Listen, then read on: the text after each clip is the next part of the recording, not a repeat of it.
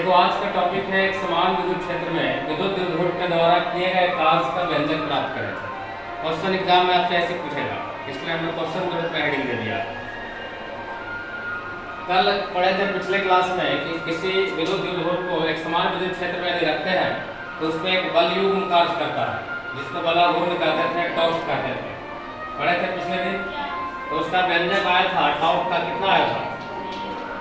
P sin theta, या इसी को वेक्टर फॉर्म में लिखते थे तो P क्रॉस E, यानी दोनों सदिश का क्रॉस प्रोडक्ट। इस टाइप से थीटा दोनों के बीच का कोण था।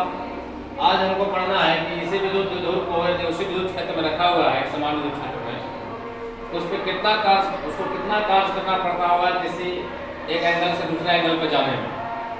तो हमने मान लिया कि एक विद्युत क्षेत्र E है, इसमें द्विध्रुव θ1 कोण से θ2 कोण तक घूमता है।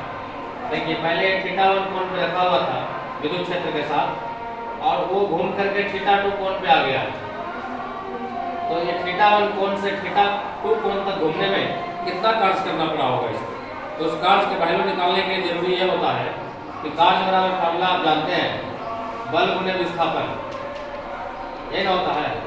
लेकिन यहाँ विस्थापन एक जगह से दूसरी जगह नहीं हो रहा है, कोणीय विस्थापन हो रहा है। तो कोण का मालूम होना चाहिए कि कितना कोण से घुमाया गया, और वो क्वेश्चन ही बोल दिया कि θ1 से θ2 कोण तक घुमाया है। तो टोटल बल का मान निकालना है, वर्क का वैल्यू निकालना है कि कितना होगा। तो उसके लिए पहले हम लोग क्या करते हैं कि स्मॉल अमाउंट, यानी कि छोटा सा एंगल से इसको घुमाते हैं, तो जो छोटा सा वर्क होगा उसका एक्सप्रेशन निकाल देते हैं, और उसी को इंटीग्रेट करके टोटल वर्क का मान निकालते हैं। तो हम मान लिए कि विद्युत द्विध्रुव को थीटा, जो थीटा विक्षेप पे था, उसको अल्पमान d थीटा से बढ़ाने में जो बल युग्म के विरुद्ध कार्य किया जाएगा, बल युग्म मतलब जो दोनों बल लगा दो दिशा में, उसके विरुद्ध में जो कार्य करना पड़ा होगा वो मान लीजिए कि dw है। तो dw बराबर किसके विरुद्ध कार्य किया? तो बलाघूर्ण के विरुद्ध। तो बलाघूर्ण इनको कोणीय विस्थापन के कितना कोण से घुमाए, तो d थीटा कोण से घुमाए हैं, तो d थीटा का मान रख दिए। बलाघूर्ण को टर्म t से डिनोट करते हैं, और t का फॉर्मूला जानते थे P sin थीटा, तो वो रख दिए यहाँ पे। dw बराबर P sin theta × d theta. अब यदि पूरा वर्क का वैल्यू निकालें कि θ1 कोण से θ2 कोण तक घूमने में कितना कार्य करना पड़ेगा, तो उसके लिए इंटीग्रेट कर देते हैं दोनों साइड। लिमिट रहेगा θ1 से θ2 तक। जब θ1 पे डायपोल था तो कार्य का वैल्यू था 0, और जब θ2 कोण तक घूम गया तो उसका कार्य का वैल्यू w। इसी w का वैल्यू हमको निकालना है कितना होगा। अब इसको आगे इंटीग्रेट करना है, इंटीग्रेट करके कितना एक्सप्रेशन निकलता है।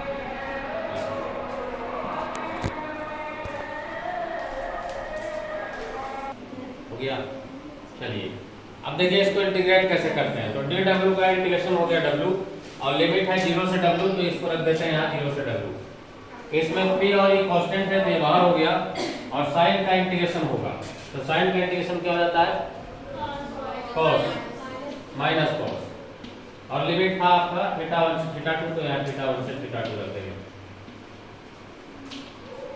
अब इस लिमिट को रखते हैं, पहले अपर लिमिट फिर बाद में लोअर लिमिट। तो w के जगह पर w रखेंगे, और फिर लास्ट में 0 रखेंगे, और बीच में माइनस का साइन रहता है, इक्वल टू Pe। उसी तरह से इसमें पहले अपर लिमिट रखेंगे तो माइनस cos θ2, और फिर θ1 रखेंगे तो माइनस cos θ1, और बीच में साइन होता है माइनस का, ये माइनस माइनस प्लस हो जाएगा। ये हो गया w माइनस 0 w, ये Pe, यहाँ से माइनस cos θ2, और ये माइनस माइनस प्लस हो गया। अब cos θ1 को इधर लिख देते हैं अरेंज करके, तो ये हो जाएगा P cos θ1, और इसको उधर लिख देते हैं माइनस cos θ2। तो ये जो एक्सप्रेशन आया यही कार्य का वैल्यू हो गया डायपोल के द्वारा कि θ1 से θ2 तक घुमाने में या घूमता है तो कितना कार्य करता होगा, तो इतना कार्य करता होगा। और यही कार्य का जो वैल्यू है, यही कार्य का वैल्यू उसमें स्थितिज ऊर्जा के रूप में स्टोर हो जाता है, यानी इसी को स्थितिज ऊर्जा बोलते हैं। कार्य भी ऊर्जा के रूप में जमा हो जाता है। तो अगला एक्सप्रेशन स्थितिज ऊर्जा का निकालना है, तो अलग नहीं है, यही चीज सेम टू सेम।